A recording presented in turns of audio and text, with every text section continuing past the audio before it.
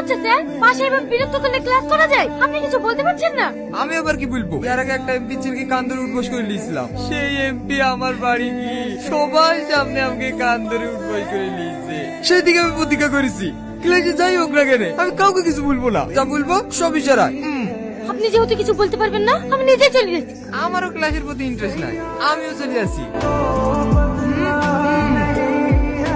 এই তুই নিজেকে কি ভাবি? তোর কপালে বয়ফ্রেন্ড হচ্ছে না বলে আমাদের প্রেম দেখে তোর হিংসা হচ্ছে? তুই প্রেম করলে তো আমার হিংসা হবে কেন? ক্লাসের জায়গায় ক্লাস করবি, প্রেম করার জায়গায় প্রেম করবি। তোদের জন্য আমাদের ডিস্টার্ব হয়। ও তুই একা ক্লাস করিস? ক্লাসের ভাজ ভাই তো টনি। কই ওর তো কোনো অসুবিধা হয় না, তোর কেন এত অসুবিধা হয়? কার কি সমস্যা হচ্ছে কি হচ্ছে না সেটা দেখে আমার লাভ নেই। আমার সমস্যা হয়েছে তাই আমি জানিছি। এই গাইয়া বেশি ভাব নিবি না, নাহলে কলেজে আসে বন্ধ করে দেবো। কলেজ কারো বাপের নেই, তাই আমার আশা বন্ধ করবে। কি তুই আমার বাপ তুলে কথা বললি?